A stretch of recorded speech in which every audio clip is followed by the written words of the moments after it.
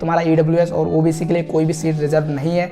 तुम्हें अगर उस कॉलेज में जाना है तो अनरिजर्व के थ्रू जाना पड़ेगा एंड थोड़ा अच्छे मार्क्स लगाने पड़ेंगे तो ही तुम इस कॉलेज में जा सकते हो। कि अगर तुम्हें BHU या पंतनगर में चूज़ करना हो तो BHU को चूज़ करना वो ज़्यादा बेटर है एंड तुम्हें पता है कि BHU की ब्रांड वैल्यू कितनी ज़्यादा है। Hello everyone, this side Alok Sahu, BTech second year from NDRI Karnal. जैसा कि तुम लोगों को पता होगा, मैंने तुम लोगों से प्रॉमिस किया था कि मैं तुम्हारे टॉप कॉलेजेस के सारे क्लोजिंग रैंक तुम लोगों को ला कर दूंगा। तो ऑब्वियसली अभी तक हमने तुम्हारा BHU एंड NDRI करनाल को कवर कर लिया है एंड आज की वीडियो में हम कवर कर रहे होंगे जीबी पंतनगर को, जो ICAR का सबसे अच्छा कॉलेज माना जाता है BSc एग्रीकल्चर के लिए एंड इसकी कट ऑफ भी वैसे ही जाती है जैसे कि BHU की जाती है। एंड तुम लोगों को पता होगा ये कॉलेज काफ़ी फेमस है। अगर ICAR का नाम लेते हो तो पंतनगर कॉलेज का नाम जरूर आता है। एंड तुम लोगों को पता होगा कि शायद पंतनगर सबसे पहली यूनिवर्सिटी है जो ICAR में खोली गई थी एग्रीकल्चर के लिए। तो काफ़ी पुरानी यूनिवर्सिटी है, काफ़ी जानी मानी यूनिवर्सिटी है। तो अगर तुम लोगों को यहाँ पढ़ने का मौका मिलता है और अगर एडमिशन मिलता है तो काफ़ी लकी होगी। एंड हाँ, ऑब्वियसली इसमें तुम लोग जरूर पढ़ने की कोशिश करना अगर मौका मिलता है, और कोशिश करना कि काउंसलिंग बहुत ध्यान से करो ताकि तुम्हें बेहतर से बेहतर कॉलेज भी मिल जाए थोड़े कम मार्क्स पर, क्योंकि काउंसलिंग का यहाँ बहुत बड़ा खेल होता है तुम्हारे कॉलेज दिलाने में। कई बार ऐसा होता है कि बहुत सारे स्टूडेंट्स के बहुत अच्छे मार्क्स आते हैं बट काउंसलिंग में वो कहीं ना कहीं ऐसी गलती कर बैठते हैं जिससे उन्हें अच्छा कॉलेज नहीं मिल पाता है। तो मैं तुम लोगों को यही सजेस्ट करूंगा कि काउंसलिंग बहुत ध्यान से करना। अगर तुम्हें लगता है कि तुम्हें काउंसलिंग का आइडिया नहीं है, तुम्हें शायद किसी की हेल्प की ज़रूरत पड़े, तो तुम लोग हमारा मेंटरशिप प्रोग्राम ज्वाइन कर सकते हो, जिसमें मैंने लिमिट रखी है कि मैं मैक्सिमम 50 स्टूडेंट्स को ही ज्वाइन करूँगा एंड तुम लोगों को पूरी कोशिश करूंगा कि बेहतर से बेहतर सुविधा उपलब्ध करा दूं एंड तुम्हारे सारे डाउट्स, जितने भी तुम्हारे डाउट्स होंगे, सारे डाउट्स को उसमें डिस्कस कर रहे होंगे एंड मैक्सिमम चीज़ें हम कॉल पर डिस्कस कर रहे होंगे। अगर थोड़े बहुत छोटे डाउट होते हैं तो उनको हम व्हाट्सएप चैट से भी खत्म कर देते हैं, बट अगर तुम्हें लगता है कि तुम्हें कॉल की ज़रूरत है तो ऑब्वियसली हम कॉल की सुविधा भी प्रोवाइड कराते हैं। काफ़ी सारी चीज़ें मैंने इसकी पहले वीडियो में बता दी हैं। अगर तुम्हें लगता है कि तुम्हें काउंसलिंग की ज़रूरत है एंड कहीं ना कहीं तुम्हें ICAR के बारे में ज़्यादा इन्फॉर्मेशन नहीं है, तो ऑब्वियसली मैं यही कहूँगा कि तुम लोग काउंसलिंग ज्वाइन करना, चाहे मेरी काउंसलिंग ज्वाइन करो या किसी और की भी। ऐसे सीन है कि जो तुम्हें लगता है कि हेल्प कर देगा तो ऑब्वियसली उसकी काउंसलिंग ज्वाइन कर लो। थोड़े बहुत पैसे लग जाएंगे बट कहीं ना कहीं तुम्हें एक अच्छा कॉलेज मिल जाएगा।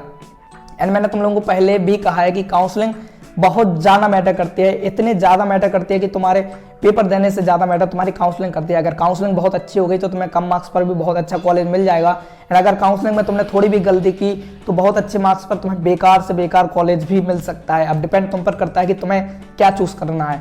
एंड काफ़ी सारी चीज़ें मैंने काउंसलिंग के बारे में पिछली वीडियो में बता दी है, तो हम ज़्यादा चर्चा नहीं करेंगे।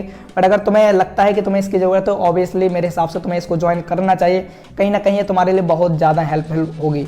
तो मैंने जैसा पहले बताया कि आज हम सारी क्लोजिंग रैंक डिस्कस कर रहे होंगे जीबी पंतनगर की सारे कैटेगरी के लिए, चाहे वो अनरिजर्व हो, OBC, SC, ST, EWS, सारी कैटेगरी की रैंक हम डिस्कस कर रहे होंगे। एंड इसका कट ऑफ भी वैसे ही गया है जैसा BHU के लिए गया है। तो टॉपर स्टूडेंट्स को प्रेफर कर सकते हैं जो उनकी बहुत अच्छी रैंक आई है। बट अभी हम तुम लोगों को रैंक के बारे में नहीं पता, बट थोड़े बहुत दिन में तुम लोगों को रैंक के बारे में पता चल सकता है। हो सकता है कि NTA अभी रिलीज़ कर दे तो काफ़ी सही होगा। जल्दी, जितनी जल्दी रिलीज करे उतना ज़्यादा बेटर है। बाकी इससे तुम लोगों का ही लॉस होगा। जितनी लेट रैंक आएगी उतनी लेट काउंसलिंग होगी एंड उसके बाद उतने ही लेट तुम्हारे कॉलेज ओपन होंगे एंड सेमेस्टर जल्दी खत्म हो जाएगा। बस ये है। तो तुम लोगों को कहीं ना कहीं पढ़ाई में थोड़ी दिक्कत आएगी क्योंकि तुम्हारा लेट सेमेस्टर शुरू होगा एंड वो जल्दी से उसको बाइंड अप कर देंगे एंड यही कहानी होती है कॉलेजेस की। तो चलो कोई बात नहीं, वो सारी चीज़ें अलग हो जाती हैं। बाकी तुम लोगों को क्लोजिंग रैंक के बारे में ज़रूर पता होना चाहिए ताकि सिर्फ जीबी पंत के नहीं, तुम्हें ICAR में सारे आने वाले कॉलेजेस के बारे में क्लोजिंग रैंक पता होनी चाहिए ताकि तुम अपने प्रेफरेंस ऑर्डर सही से लगा सको। तुम लोगों को पता चल सके कि तुम्हारे रैंक पर तुम्हें कौन सा कॉलेज सही से मिल रहा है एंड कौन सा कॉलेज तुम्हारे लिए बेटर है। ऐसा कभी कभी हो जाता है कि तुम लोगों को रैंक पर कोई बेटर कॉलेज मिल रहा होता है बट तुम्हें लगता है ये कॉलेज में से क्या ही मिलेगा, क्योंकि तुम्हारे पास इन्फॉर्मेशन नहीं होती है। तो इसलिए कहता हूँ कि तुम्हारे पास इन्फॉर्मेशन होनी चाहिए। तो ऑब्वियसली अगर नहीं है तो कहीं से ढूंढो या किसी से हेल्प लो, यही है उपाय। तो अगर हम डिस्कस करें तुम्हारे कट ऑफ की, क्लोजिंग रैंक की, तो सबसे पहले हम डिस्कस कर रहे होंगे अनरिजर्व कैटेगरी के लिए। तो राउंड 1, राउंड 2, राउंड 3 हम तीनों डिस्कस करेंगे। तो हो सकता है तुम लोग कॉपी पेन पर लिख लेना ताकि तुम लोगों को ये सब ईजी पड़ जाएगा, ठीक है। तो ये स्टेट वाइज कट ऑफ जाता है, इसके बारे में मैंने पहले भी बताया है। अगर नहीं वो वीडियो देखी है जिसमें मैंने BHU का भी बताया था, उसमें यही बताया कि एक स्टेट से मैक्सिमम एक यूनिवर्सिटी 40% स्टूडेंट्स ही रख सकती है, उससे ज़्यादा नहीं रखती। इसलिए state wise cut off very कर जाते हैं। तो ठीक है, वो सारी नॉर्मल सी चीज़ें तुम लोग को पता होगी शायद, क्योंकि पहले भी मैं बता चुका हूँ ये सारी चीज़ें। तो सबसे पहले हम डिस्कस करते हैं तो राउंड 1 की कट ऑफ अनरिजर्व कैटेगरी के लिए। राउंड 1 से सबसे पहले बिहार से जो कट ऑफ गई थी वो 497 गई थी। यहाँ हंड्रेड्स में बातें होंगी, थाउजेंड्स में बातें नहीं चल रही होंगी। नीचे वाली कैटेगरी में थोड़ी हंड्रेड्स में हम पहुँच रहे होंगे, बट अभी तुम्हारे अनरिजर्व में तो 100,000 में जाना थोड़ा मुश्किल है, बट देखते हैं कहाँ तक पहुँचते हैं। बिहार से तुम्हारी जो रैंक गई थी वो 497 थी, या कहें तो 497 थी। दिल्ली से जो रैंक गई थी वो 339 या 339 थी। एंड हरियाणा से जो रैंक गई थी 496 या 496 कहीं तो। हिमाचल प्रदेश से जो रैंक गई है वो 113 गई हुई है। एंड झारखंड से जो रैंक गई है 90 या कहें तो 90। उड़ीसा की बात करें तो 340 एंड राजस्थान की बात करें तो 341, अब देख रहे हो ऊपर नीचे। यूपी की बात करें तो 546 या 546। वेस्ट बंगाल की बात करें तो 493। ऑल इंडिया रैंक है सारी, यहाँ कैटेगरी रैंक कहीं भी मैटर नहीं करती काउंसलिंग में, कि कहीं भी कैटेगरी रैंक से तुम्हें कॉलेज नहीं मिलते हैं, ये मैंने पहले भी बताया था। राउंड 2 का जो कट ऑफ गया है वो बिहार से 1113, यहाँ थाउजेंड्स में बातें हो रही हैं। दिल्ली से जो कट ऑफ गया था वो 1136 या 1136। उड़ीसा से जो कट ऑफ गया था वो था 1094 या 1094। राजस्थान से जो कट ऑफ था वो 1070। यूपी से जो कट ऑफ था 1194 एंड जो वेस्ट बंगाल से कट ऑफ था वो 748। ये राउंड 2 के कट ऑफ थे। एंड राउंड 3 से जो कट ऑफ गई थी उसमें बिहार से जो गया था 1072, दिल्ली से जो गया था 1136 या 1136 एंड झारखंड से जो गया था 1224 या 1224। उड़ीसा से जो गया था वो था 1094 या कहें तो 1094 या कहें तो 1094 एंड जो यूपी से गया था वो 1211 था या कहें तो 1211।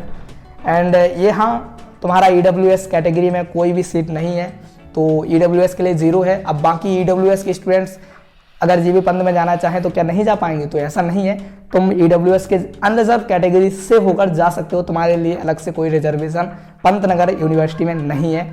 वैसा ही सेम OBC के लिए है, OBC के लिए अलग से कोई रिजर्वेशन नहीं है। अगर OBC का स्टूडेंट पंतनगर में जाना चाहता है तो उसे अनरिजर्व कैटेगरी के थ्रू जाना होगा, अलग से कोई रिजर्वेशन नहीं दिया जाएगा तुम्हें।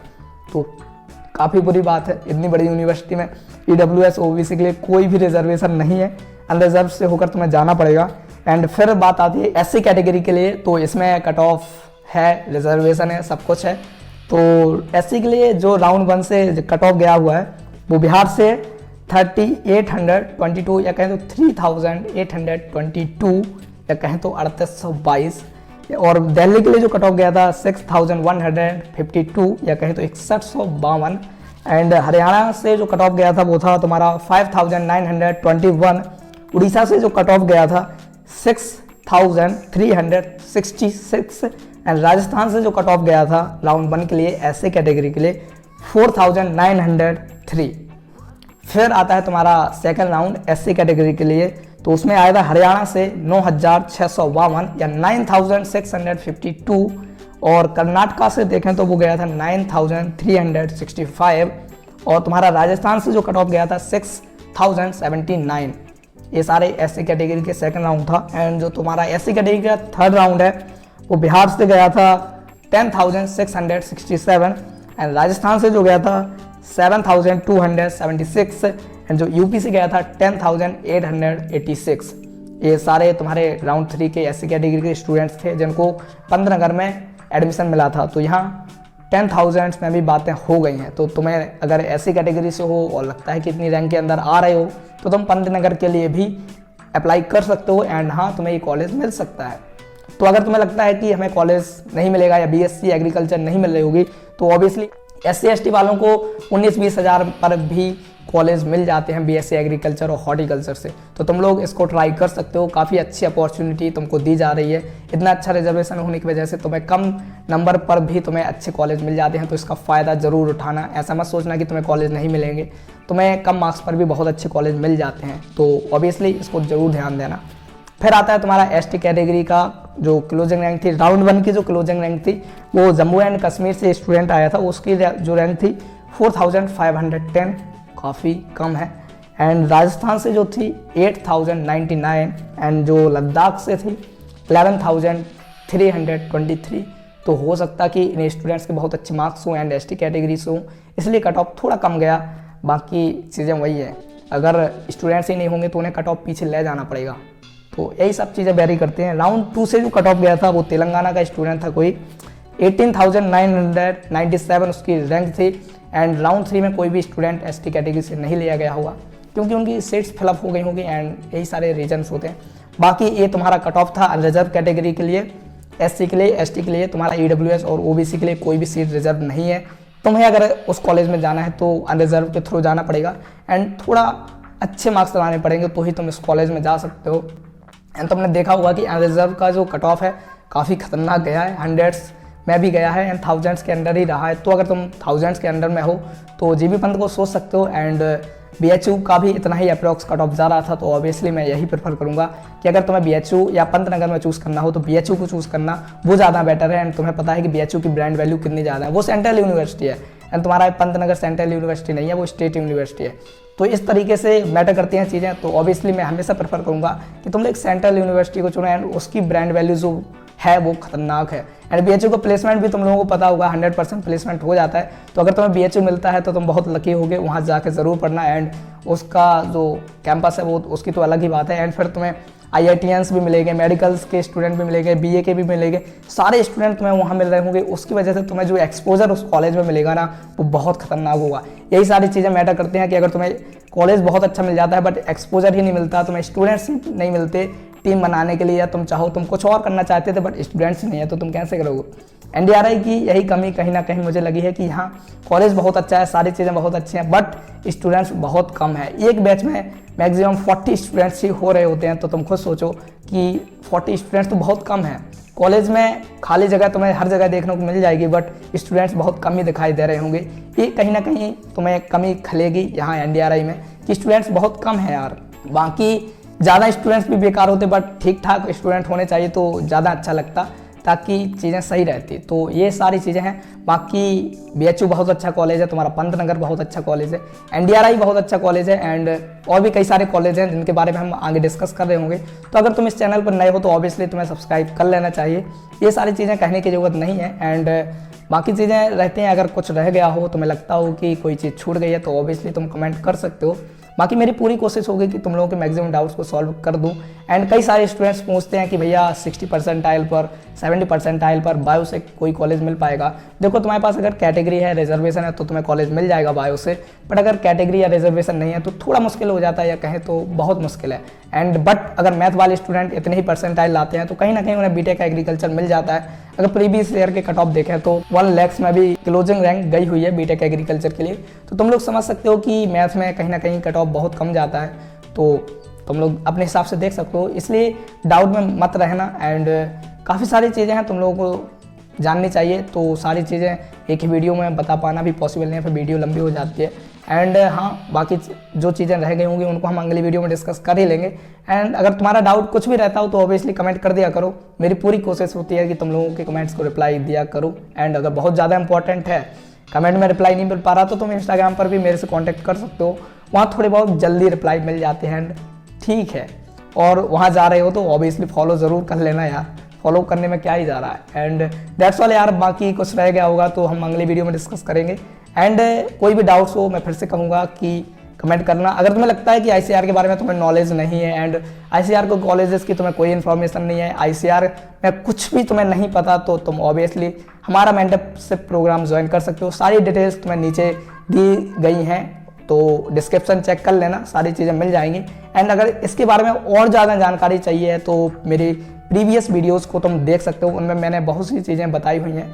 तो काफ़ी फ़ायदा होगा अगर तुम हमारा प्रोग्राम ज्वाइन करते हो, और हमें भी अच्छा लगेगा तुम्हारी हेल्प करके। एंड दैट्स ऑल यार, बाकी मिल रहे होंगे अगली वीडियो में, तब तक के लिए चलते हैं।